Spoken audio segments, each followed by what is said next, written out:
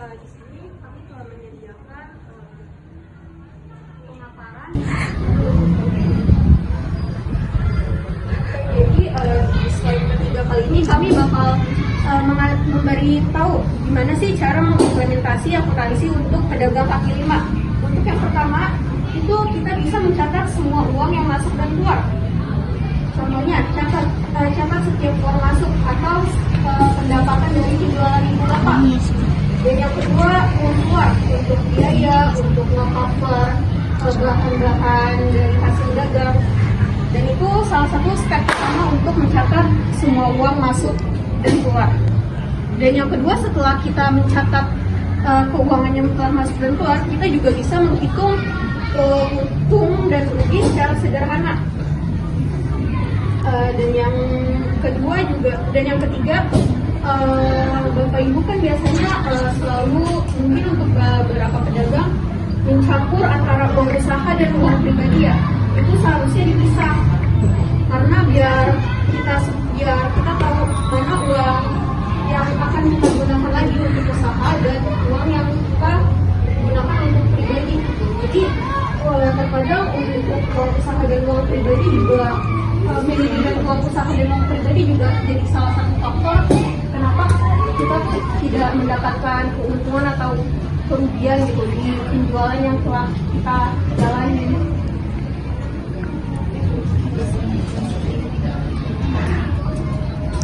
Nah, untuk yang keempat itu kita bakal membuat laporan sederhana setiap bulan. Nah, kan kalau misalnya akuntansi itu dia banyak ya Pak untuk laporannya.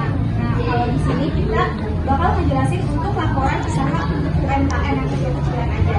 Nah, yang kelima itu kelola dan laporan pajak. Mungkin untuk UMKM yang kecil itu nggak bisa lapor pajak ya Pak, karena kan lapor pajak itu ada ketentuannya, penghasilannya. Nah, yang keenam gunakan akuntan atau jasa pembukuan.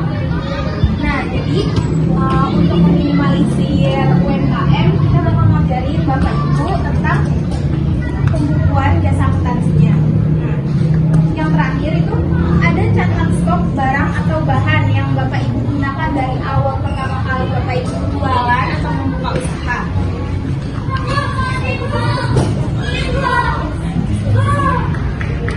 Nah, ini untuk contoh laporan UMKM kecilnya Pak, itu ada 4 ya. Yang pertama itu laporan neraca. Nah, ada di slide masing-masing. Yang kedua ada laporan laba rugi. Laporan laba rugi itu melihat laba dari usaha bapak-bapak sama ibu-ibu. Ada labanya berapa atau kerugian yang Bapak Ibu alami. Yang ketiga itu ada laporan arbitraj.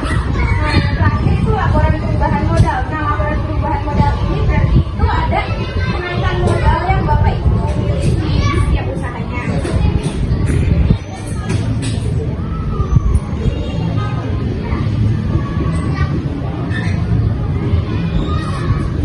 Sekian itu saja kami sampaikan mengenai akuntansi atau analisis keuangan. Dan itu Bapak mempunyai kesibukan ya yang Bapak Ibu jalani. Mungkin sekian aja ya. Terima kasih banyak Bapak Ibu atas kehadirannya dan mohon maaf jika kami sedikit mengganggu waktu Ibu Bapak. Kami ucapkan sebesar-besarnya terima kasih banyak. Wabillahi taufiq wal hidayah. Wassalamualaikum warahmatullahi wabarakatuh. Waalaikumsalam. Yang fungsi itu fix cost atau harga tetap, per atau dibagi, price atau harga dikurang, variabel cost atau harga yang berubah-ubah biasanya gitu Bu. Dan di sini contohnya adalah fix cost itu atau harga tetap itu mencakup sewa tempat, yaitu sewa tempat per bulan atau per tahun, dan cost dan lagi gaji plus listrik. Nah, itu juga tiap bulan ya Bu Bapak. Dan variable cost atau harga yang berubah-ubah itu seperti bahan baku karena kita ikuti pasaran atau biasanya sejadi cuaca, plus kemasannya. Terus juga harga jual, karena kalau harga bahannya berubah, harga jualnya juga berubah. Di sini contohnya sewa tempat itu ini kita taruh per bulan 2.500.000 per bulannya, dan gaji plus listrik itu juga 2.500.000. Lalu bahan baku plus kemasan 10.000 per unit, dan harga jualnya tuh 20.000 karena harga bahannya segini. Jadi tutup, fixed cost-nya kita tambahin 2.500.000 ditambah 2.500.000 itu jadi 5 juta. Dan di rumusan kan juga kurang variable cost. Harganya itu 20.000 karena variable cost-nya itu 10.000 per unit. Jadi kita dapat 5 juta per di sini 10.000. Jadi kita dapat 500 unit.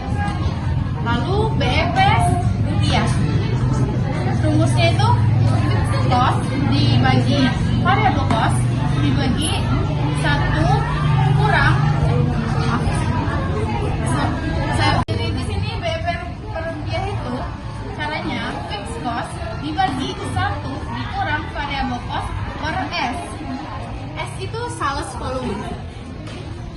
Jadi BEP rupiah 5 juta kita dapat tadi dari harga BEP-nya ya. Dulu 2 juta yang cost dikurang 1 ini di rumusnya. Kalau Bapak Ibu bacanya itu rumusnya langsung 10.000 kita dapat tadi variable cost-nya tadi di sini per 20. Jadi 5 juta per 1,05. Kita dapat di sini 10 juta. Jadi begitu cara ngitung BEP-nya, break atau break even point.